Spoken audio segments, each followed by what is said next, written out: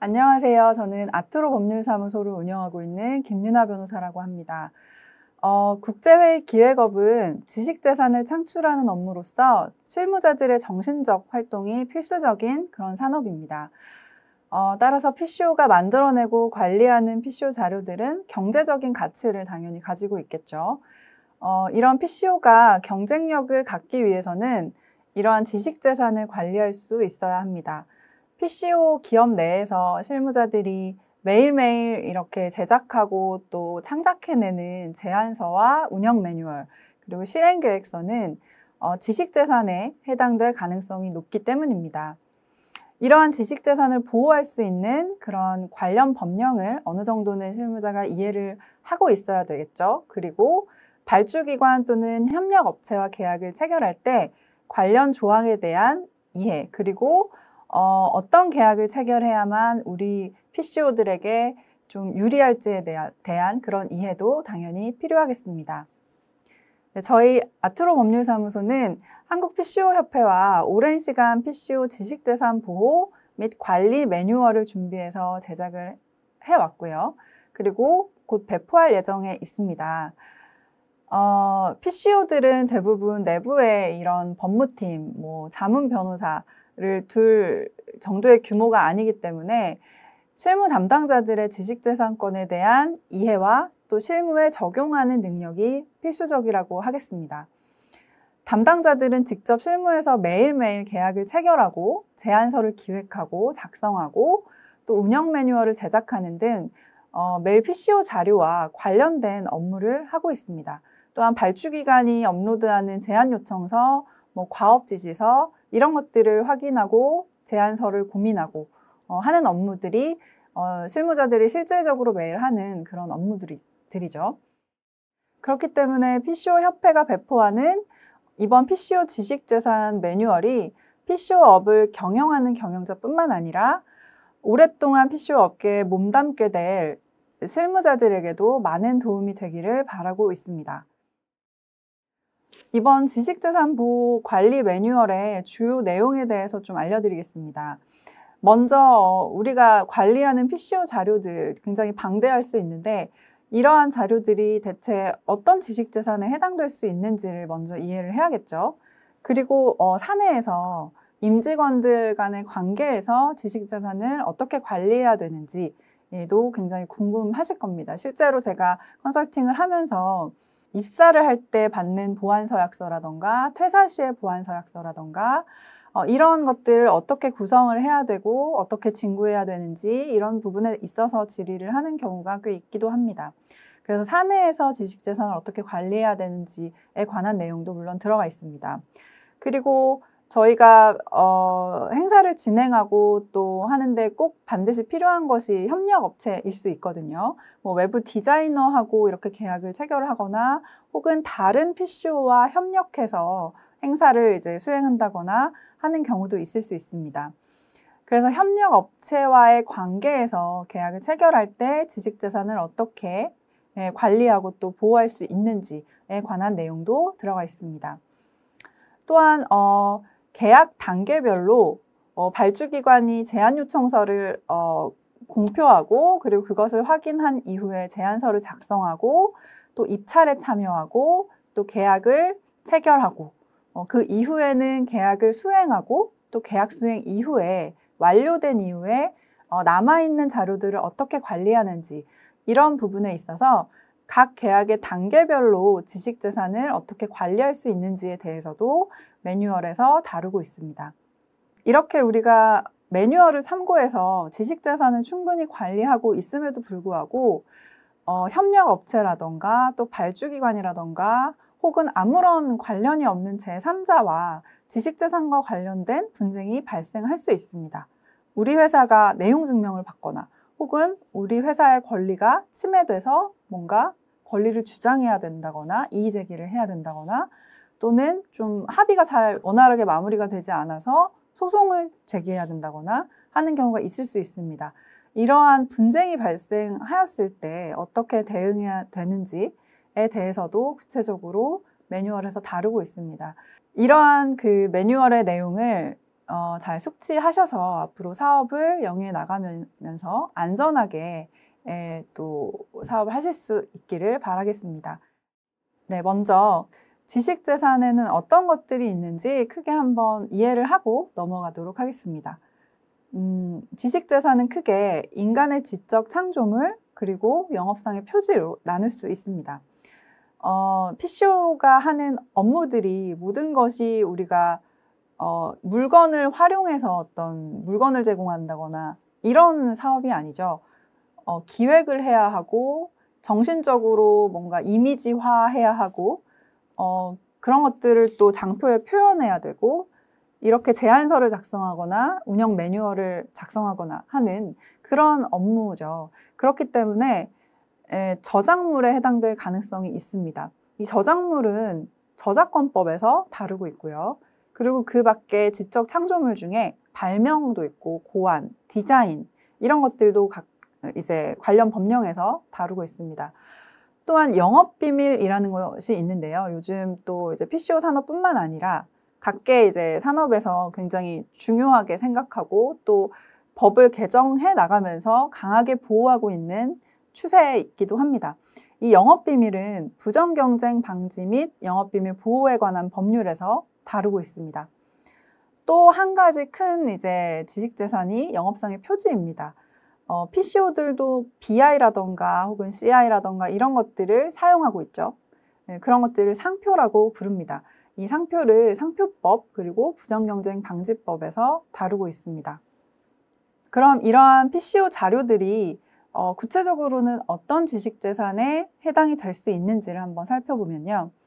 당연히 아까 말씀드린 것처럼 저작물에 해당이 되고 또 영업비밀로서 관리를 하게 된다면 영업비밀에도 해당이 될 수 있습니다. PCO가 어떤 자료들은 반드시 우리 기업의 어떤 자산으로서 보호하고 싶다. 이것은 유출돼서는 안 되고 또 뭐 임직원이 다른 회사로 이직을 한다고 해서 직원이 그것을 가지고 나가서 쓸 수 없게 하겠다라는 의지가 있다라고 한다면 그 자료는 영업비밀로서 관리할 수 있겠습니다. 그렇기 때문에 관리를 한다면 영업비밀에 해당이 됩니다. 이 영업비밀에 관련된 내용도 추후에 또 말씀을 드리도록 하겠습니다. 또한 이제 PCO 자료들이 만일 뭐 영업상 주요 자산에 해당이 된다면 이 영업상 주요 자산을 임직원이라던가 제3자가 PCO의 허락을 받지 않고 반출을 하게 되면 형법상 업무상 배임죄를 구성하는 그런 것이 될 수 있습니다.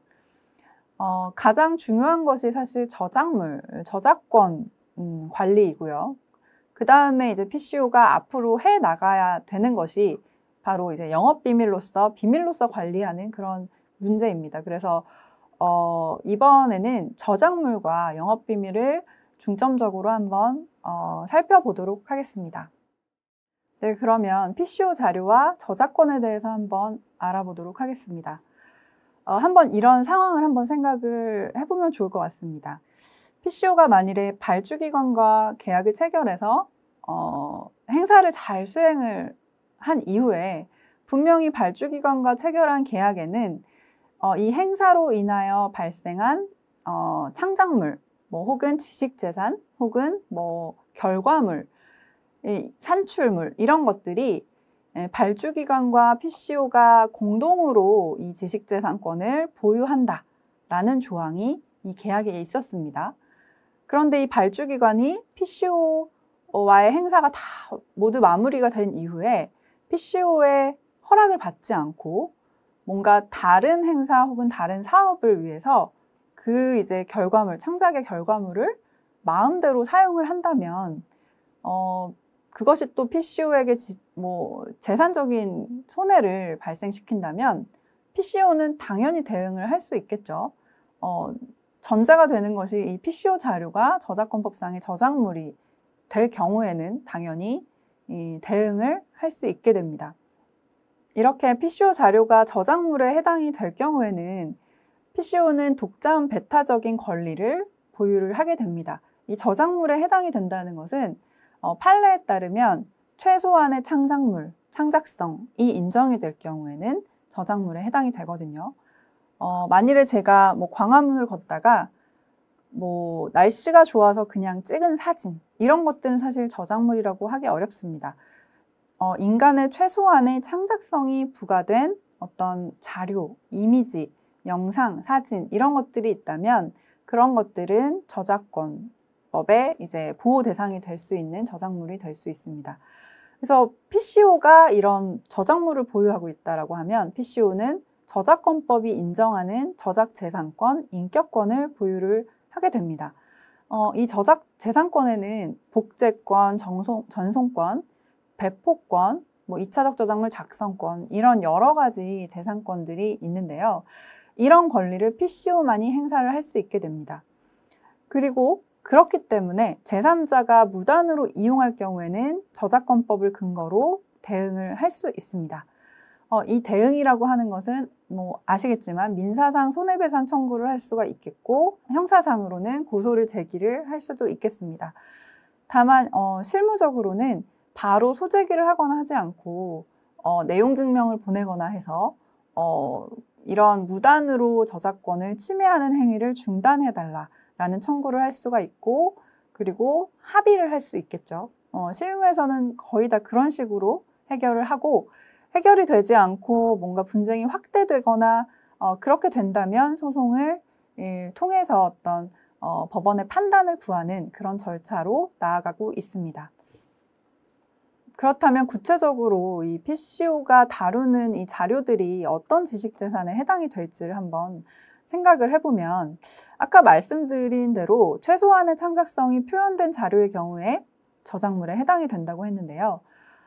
제안서, 그리고 운영 매뉴얼, 실행 계획서, 이런 것들은 PCO가 오랜 시간 동안 개발하고 기획 개발하고 그리고 이것을 시각적으로 표현을 해놓은 그런 이제 산출물이거든요. 특히 운영 매뉴얼 같은 경우에는 되게 많은 수의 어떤 픽토그램이라던가 뭐 사진, 이미지라던가 뭐 그리고 뭐 행사장의 어떤 설계를 어떻게 할 것인지 이런 것들을 이미지화해서 깔끔하게 보여주는 것이 굉장히 중요한 그런 작업물이기 때문에 당연히 창작성이 표현이 됐다고 그렇게 볼 수 있겠죠. 그래서 저작물에 당연히 해당이 되고요. 특히 운영 매뉴얼이나 실행 계획서는 편집 저작물에 해당될 가능성이 있습니다. 다만 이 설계 도면 같은 경우에는 기능적 목적을 가진 이제 자료라고 봐서 사실 설계 도면에 대한 저작물성은 인정하지 않고 있는 것이 판례입니다. 또한 이 거래처 목록이라던가 예산 자료 이런 것들은 단순한 목록의 나열이기 때문에 저작물에 또 해당이 되지 않습니다. 네, 이 PCO 자료들은 저작물 중에도 업무상 저작물에 해당이 됩니다. PCO에 종사하는 근로자들이 창작한 저작물이긴 하지만 근로자 개인에게는 저작권이 인정이 되지 않습니다. 그렇기 때문에 근로자가 퇴사를 한 이후에는 PCO에 오로지 이제 저작권이 인정이 되는 것이고, 만일에 PCO 종사자가 이직 후에 새로운 회사에서 예전 업무상 창작한 저작물을 무단으로 활용하거나 할 때는 PCO의 저작권을 침해하는 결과가 되기도 하고요. 그리고 만일에 더 나아가서 그런 종사자가 뭔가 경쟁업체를 창업하거나 했을 때는 더 문제가 커지는 그런 사례를 많이 경험을 하고 있습니다.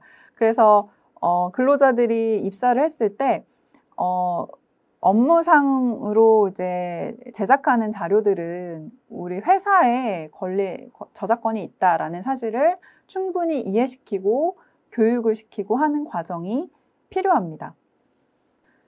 문화 콘텐츠 산업이 발달하고 그리고 또 디지털 그 문화 생태계가 되면서 각 산업에서는 이런 저작물이 또 파일로서 오고 가는 일들이 빈번하게 있죠. 그렇기 때문에 저작권 침해 사건이 굉장히 많이 늘어난 것이 현실입니다.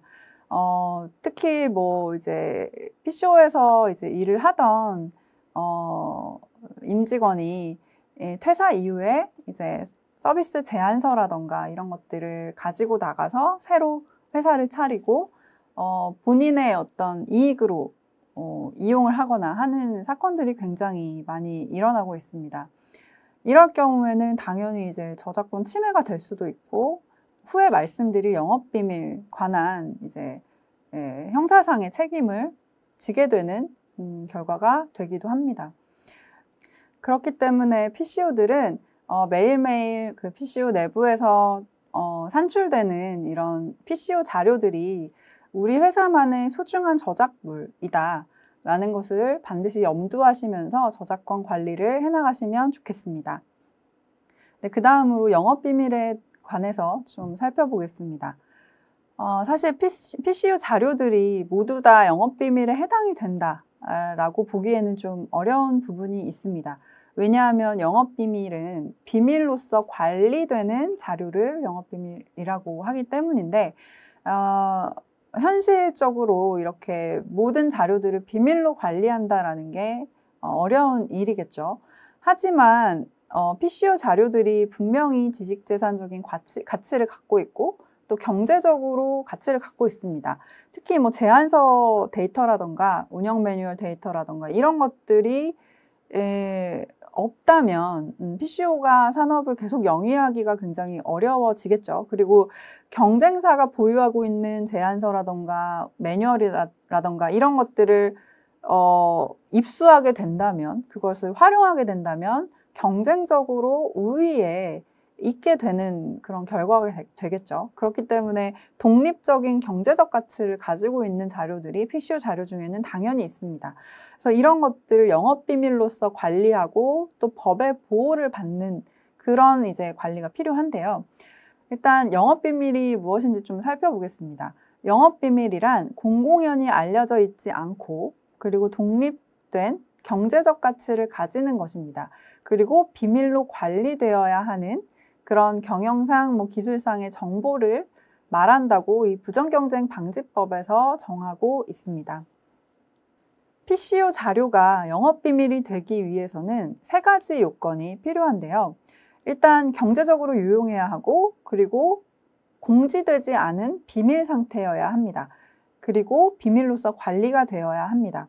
경제적 가치가 있는 것은 아까 계속 언급해드린 대로 당연한 것이고요. 그리고 비밀 상태여야 하는데 이 비밀 상태라는 것은 판례에서는 관련자들에겐 당연히 이제 공지가 되고 서로 업무에 활용이 되고 하는 것들은 감안을 하고 이제 외부 뭔가 이제 회사의 외부 제3자와의 관계에서 비밀 상태인 것도 비공지성이 성립이 된 것으로 그렇게 판단을 하고 있습니다.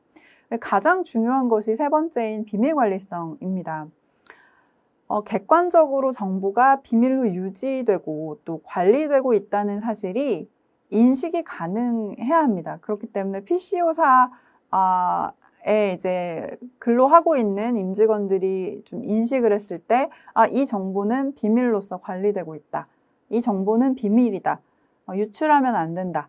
라는 것들, 그런 것들이 또 인정이 되어야 합니다. 이 영업비밀의 가장 중요한 성립 요건인 비밀관리성을 판단할 때는 이 4가지의 현황을 좀 보고 판단을 합니다. 첫 번째가 제도적 관리인데요. 이 사내에 영업비밀 관리 규정이 있는지, 그리고 영업비밀로서 분류하고 있는 어떤 이제 근거 자료가 있는지, 그런 것들을 사규라던가 규칙이라던가 이런 곳에서 이제 분류를 해놓을 수 있는 거죠. 그리고 표시를 하는지, 예를 들어 자료의 표지에 컨피덴셜이라던가 대웹이라던가 이러한 이제 표시를 하고 있는지, 그리고 접근 권한을 설정했는지, 이런 것들을 제도적으로 잘 이제 회사가 관리를 하고 있는지를 보고요. 그리고 2번째가 인적 관리입니다. 입사하고 재직 중에 또 퇴사 시에 이런 이제 근로자가 근로를 하고 있는 이 동안 뭔가 이제 인적으로 관리를 하고 있는지를 보는 것인데, 실무적으로는 보안서약서를 좀 진구하거나, 그리고 이제 근로계약에 그러한 내용이 있다거나, 그리고 이런 인적 관리를 하는 것이 굉장히 중요합니다. 퇴사 시에는 당연히 어떤 보안 서약서를 진구하고 또 지식재산, 영업비밀을 다시 반환하도록 하고 이런 것들도 인적 관리 중에 하나가 될 수 있겠죠. 그리고 기술적 관리도 판단의 요건입니다. 예를 들어서 접근 권한을 설정한 어떤 사내 이제 시스템이 있다고 하면 그 시스템에 접속을 했을 때 이제 좀 높은 직급에 있는 직원들만 접근하고 그 자료를 활용할 수 있다라던가 열람할 수 있다라던가 또 인쇄를 할 때는 이제 어떤 누군가 이 파일을 누가 인쇄했는지 이런 기록이 남도록 한다던가 이런 것들이 기술적 관리라고 할 수 있는데 이런 컴퓨터 시스템 관리를 잘 하고 있는지를 보고 있습니다. 그리고 비밀 관리성을 판단하는 네 번째 요소가 바로 물적 관리입니다.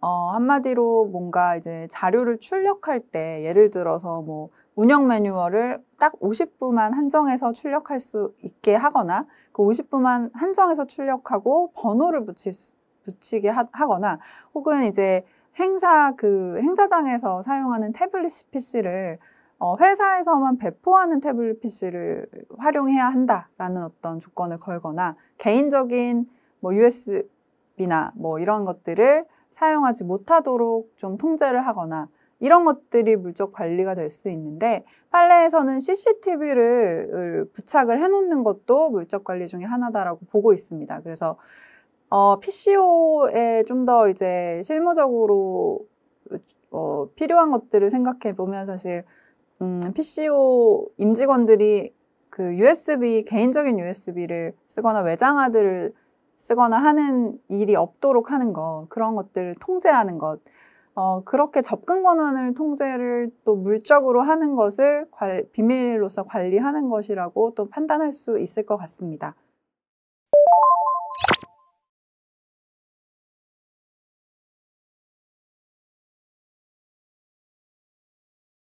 첫 번째 영상에서 살펴본 것처럼 PCO 자료는 저작물에도 해당이 될 수 있고 그리고 영업비밀에도 해당이 될 수 있고 그리고 이제 형법상으로는 영업상 주요 자산에 해당될 가능성도 있습니다.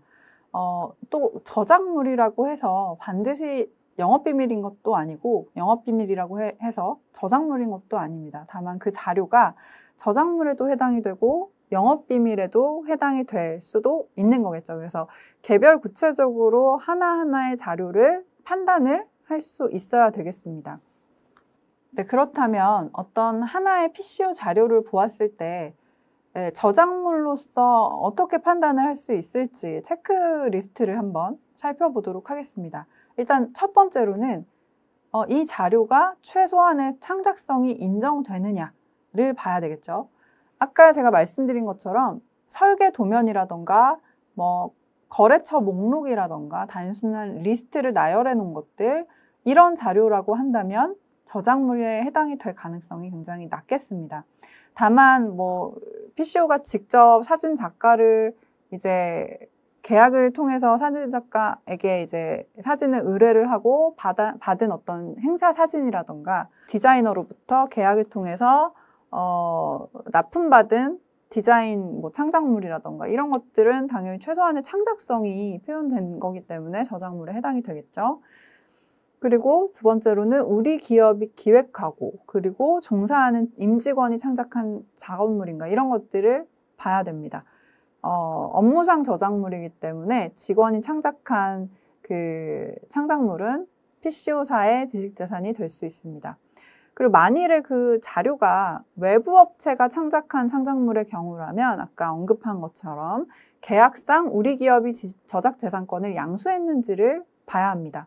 그래서 PCO사가 디자이너 혹은 사진 작가 뭐 이런 이제 외부 프리랜서 혹은 협력 업체와 이제 계약을 체결할 때는 반드시 이제 해당 결과물에 대한 저작재산권, 지식재산권을 PCO가 인수한다. 단독으로 우리에게 권리가 귀속된다라는 지식재산권 조항이 그 계약서에 있어야 합니다. 그래야지 PCO가 자유롭게 그 저작물을 이용할 수 있게 되는 거거든요. 그래서 저작물 체크를 할 때는 이 해당 자료에 대해서 이러한 사항들을 좀 고려를 해보시는 것이 좋겠습니다. 두 번째로는 이 어떤 PCO 자료가 어떨 때 영업비밀에 해당이 될 수 있는지를 좀 체크를 해봐야 하는데요. 일단 그 사내의 어떤 환경이 굉장히 중요합니다. 임직원이 입사할 때 또 퇴사할 때 보안 서약서를 진구하는지를 판례는 좀 많이 보고 있습니다. 그리고 또한 정기적으로 보안 교육을 실시하는지를 또 판단의 중요한 요소로 또 보고 있고요.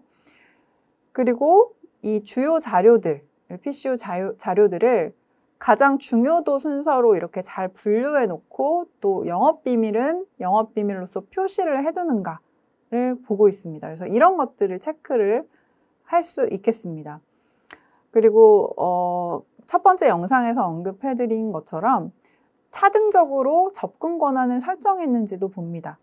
뭐 이제 사내 어떤 그 인트라넷 시스템에서 파일을 보관을 하고 있다면 그 파일을 보관하고 있는 폴더에 어떤 등급의 임직원들이 접속할 수 있는지 이런 것들을 권한을 설정해 두는 것, 이런 것들도 아까 말씀드린 비밀 관리성을 인정받는 어떤 요소라고 할 수 있겠습니다.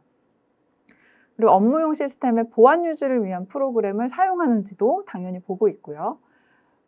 반출하거나 복제할 때 어떤 제한을 두는지, 아까 말씀드린 것처럼 뭐 물적 제한, 그 USB를 좀 제한해서 회사 것만 사용하도록 한다거나 개인 외장하드를 사용하지 못하게 한다거나 이런 어떤 물적 제한을 두는가, 또 인적 제한을 두는가 이런 것들을 체크해 봐야 될 것입니다. 만일 이제 PCO사가 이런 체크리스트를 보면서 우리 기업은 이렇게 하고 있지 않다라고 느끼고 있다면 지금부터라도 가장 중요한 자료들을 선별을 해서 이런 자료들은 우리가 비밀로서 관리를 하겠다라는 의지가 있다면 최소한 보안 서약서를 진구하거나 보안 교육을 하거나 어떤 컨피덴셜 표시, 대외비 표시를 한다거나 그리고 사내 인트라넷 시스템을 구축하거나 하는 그런 조치를 취해야 할 것입니다. 네, 그렇다면 이제 PCO가 어떤 행사를 수행함에 있어서 계약 체결 전에 제안서를 제출하는 단계, 그리고 계약을 체결하는 단계, 그리고 계약을 수행하고 또 계약 완료 이후의 단계, 이런 각 단계별로 지식재산과 관련된 쟁점이 어떤 것이 있는지 한 번씩 살펴보도록 하겠습니다. PCO가 입찰 공고 단계에서는 제안 요청서, 그리고 과업 지시서를 참고를 하겠죠. 발주기관이 대체 이 행사를 어떤 조건으로 발주를 넣었는가, 어떤 과업을 우리 PCO에게 요구하고 있는가 이런 것들을 확인하게 될 겁니다. 그런데 이 과정에서 발주기관이 지식재산권을 독점적으로 보유한다라는 불공정한 제안 요청이 있을 수 있습니다. 특히나 이제 제안 요청서 같은 경우에는 PCO가 제안서를 제출하면 입찰 단계에 이제 들어간 것일 뿐이고 어떤 계약이 체결된 것이 아닌데 심지어는 이제 입찰에서 탈락할 수도 있는 거죠. 근데 입찰에서 뭐 선정이 되든 또 탈락이 되든 그것과 관계없이 제안서를 제출하면 그 아이디어 그리고 제안서에 포함된 어떤 저작물, 창작적인 그런 표현 이런 것들에 관한 지식재산권이 PCO가 아닌 그 발주기관에게 독점적으로 귀속된다라는 것들이 만일에 이제 제안 요청서나 과업지시서에 있다면 그것은 굉장히 불공정한 제안 요청일 수 있습니다. 예를 들어서 뭐 제출되는 제안서 등 자료의 지식재산권은 낙찰 여부와 관계없이 발주기관에게 기속된다. 뭐 이런 조항이, 이런 문구가 있을 수 있는 거죠. 이럴 경우에는 당연히 PCO가 뭐 제안서를 제출하는 것을 회피하게 되겠죠. 근데 그럼에도 불구하고 제안을 해야 한다라고 하면 최소한 이 제안서를 제출할 때 이 제안서에 이제 표시되어 있는 모든 내용은 PCO가 단독으로 독점적으로 배타적으로 보유하고 있는 지식재산이다 라는 사실을 표시하고 최소한 그런 문구를 표시하고 제출을 하는 것이 좀 필요해 보입니다. 그리고 또 실무에서 어떤 자문을 이제 하다 보면 입찰에서 탈락했음에도 불구하고 이제 입찰 선정 업체에게 발주기관이 탈락업체에 제한 내용을 그대로 무단으로 제공한다거나 뭐 이걸 좀 참고해서 좀 이제 행사를 수행해 달라라는 어떤 요구를 하거나 하는 경우가 있습니다. 이 또한 굉장히 불공정한 어떤 관행이라고 할 수 있는데요. 이런 경우에는 아까 이제 제가 말씀드린 것처럼 PCO에게 이제 단독으로 귀속되는 지식재산권이 침해된 것이 되겠지요. 이럴 경우에는 공문을 발송하거나 내용 증명을 발송하거나 하는 방식으로 대응을 해야 되고, 이런 권리, 지식재산권이 침해가 됐기 때문에 손해배상 당연히 청구를 하셔야 되고, 이런 이제 침해 행위를 중단하라는 요청을 하실 수 있어야 합니다. 저희 그 지식재산 매뉴얼에는 이러한 공문에 대한 어떤 서식이라던가 실무에서 바로 활용할 수 있는 서식을 제공을 하고 있기 때문에 이런 서식을 좀 참고하셔서 이런 침해에 적극적으로 대응하실 수 있었으면 좋겠습니다. 네, 이제 PCO가 어떤 제안 요청서를 확인하고 제안서를 기획하고 또 개발하고 작성해서 제출을 한 이후에는 입찰에 선정될 수도 있고 뭐 탈락될 수도 있습니다. 근데 만일에 이제 낙찰이 된다고 했을 때 그 이후에는 발주기관과 계약을 체결을 해야 되겠죠. 근데 이제 우리가 계약을 보면 이러한 조항이 있는 경우가 굉장히 많습니다. 이런 행사 수행에 있어서 발생된 결과물, 산출물, 또 제작물, 일체에 대한 지식재산권이 발주기관에게 단독으로 귀속된다. 뭐 이런 지식재산권 관련 조항이 있는 경우가 굉장히 많죠. 근데 사실은 이 조항이 불공정하냐라는 이제 질문을 많이들 주시는데, 이 조항 자체가 불공정하다고 보이진 않습니다. 더 중요한 것은 이 지식재산권을 발주기관이 단독으로 다 보유하도록 하면서 뭔가 정당한 대가를 지급하지 않거나 뭐 대가에 이런 지식재산권이 반영이 되어 있지 않거나 대가 산정에 어떤 불공정함이 있을 수는 있으나 이 조항 자체가 문제가 되지는 않습니다. 그렇기 때문에 이런 이제 단독으로 발주기관이 이런 지식재산권을 보유하도록 하는 계약을 체결할 때는 몇 가지 좀 고려할 것들이 있습니다. 예를 들어서 PCO가 이제 이 발주기관과 계약을 체결하기 이전에 PCO가 보유하고 있던 고유한 자료가 있을 수 있습니다. PCO가 고유한 자료를 이제 어떤 발주기관과의 사업 수행에 이 자료를 사용을 했을 때, 이 조항이 단독 보유하는 조항이 있을 경우에는 그 자료의 지식재산권이 발주기관에 넘어가 버리게 되는 거죠. 이전이 되게 됩니다. 그렇기 때문에 행사 수행 시에 PCO가 그러한 이제 이 지식재산권을 발주기관에게 넘기고 싶지 않다. 우리만의 이제 고유한 이제 권리를 갖고 있는 재산이다, 디자인이다, 뭐 사진이다, 이런 것들에 대해서는 발주기관에게 뭐 동의를 얻고 뭐 이것은 예외로 하겠습니다라는 어떤 이제 약정을 하고 예외적인 약정을 하고 이미지를 사용하거나 제작물을 사용하거나 해야지만 이제 PCO가 좀 생각지도 못하게 지식재산이 그 발주기관에게 넘어가지 않게 할 수 있겠습니다. 이런 것들을 좀 유의를 하셔야 되고요. 그리고 말씀드린 것처럼 공정한 대가가 지급되었느냐를 봐야 됩니다.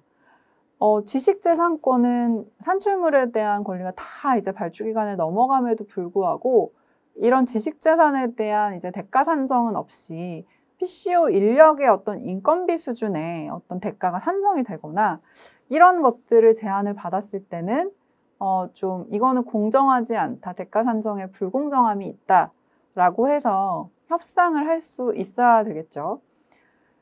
그리고 또한 협력업체가 제공하는 이제 창작물에 대한 지식재산 보호의 문제도 있습니다.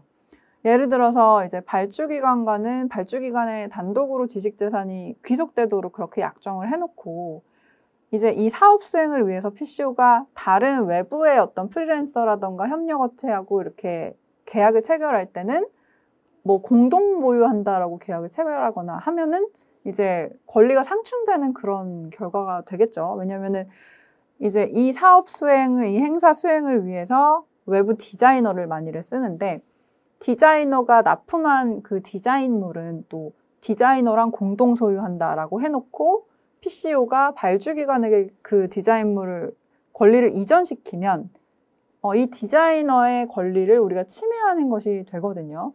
동의를 얻지 않고 제3자에게 권리를 이전하는 결과가 되기 때문에. 네, 그렇기 때문에 이제 발주기관에게 단독으로 지식재산권이 귀속되도록 하는 계약을 체결한 이후에는 협력 업체와의 관계에서도 PCO가 이 제작물을 전부 다 권리를 가져오는 계약을 반드시 체결을 해야만 분쟁을 좀 미리 예방을 할 수 있겠습니다. 네, 그래서 실무에서 어떤 하나의 큰 프로젝트에 이해관계자가 많이 계약적으로 묶여있는 그런 경우라면 모든 계약이 이제 하나로 일관되게 작성이 될 수 있도록 변호사들이 검토하는 작업을 합니다.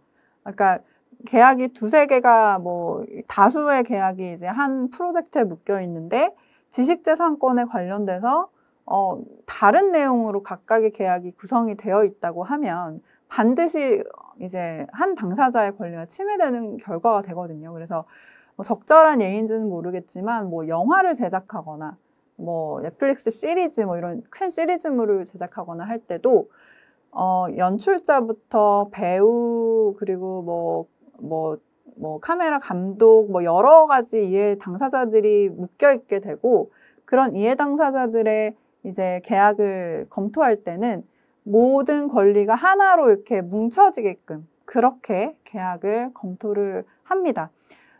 PCO 그 행사 수행과 관련된 계약들도 만일에 여러 협력업체와 또 이제 프리랜서와 이런 이해 당사자들이 있다고 하면 권리가 뭐 발주기관이면 발주기관 혹은 발주기관과 PCO가 공동 보유할 때는 이 양 당사자에게 모든 권리가 하나로 집약될 수 있게 그렇게 계약을 구성을 해야 되겠습니다. 네, 그리고 세 번째로는 계약을 이행하는 단계가 있을 수 있겠습니다. 아까 말씀드린 것처럼 뭐 대부분 발주기관이 단독으로 보유하도록 하거나 혹은 요즘에는 뭐 PCO와 그 발주기관이 공동으로 보유한다라는 그런 계약도 많죠.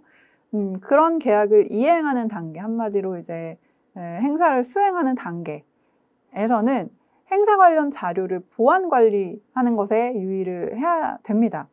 아까 말씀드린 것처럼 물적 관리, 특히 이제 USB에 이렇게 반출이 되거나 중요한 자료들이 뭐 외장하드로 반출이 되거나 이런 것들을 좀 유의를 할 수 있어야 됩니다. 특히나 이제 운영 매뉴얼이나 뭐 실행 계획서나 이런 것들은 이 PCO만의 어떤 오랜 시간 뭐 집약적으로 축적된 PCO의 노하우가 이렇게 표현이 된 자료이기 때문에 굉장히 소중하죠. 그래서 그 자료들이 경쟁 업체에게 뭔가 유출이 되거나 뭐 임직원이 퇴사를 하면서 이렇게 반출하거나 하게 되면 경제적으로 뭐 손실이 당연히 발생을 하게 되겠죠. 그렇기 때문에 행사 관련 자료를 어떻게 보안 관리를 할지를 고민을 해야 되겠습니다.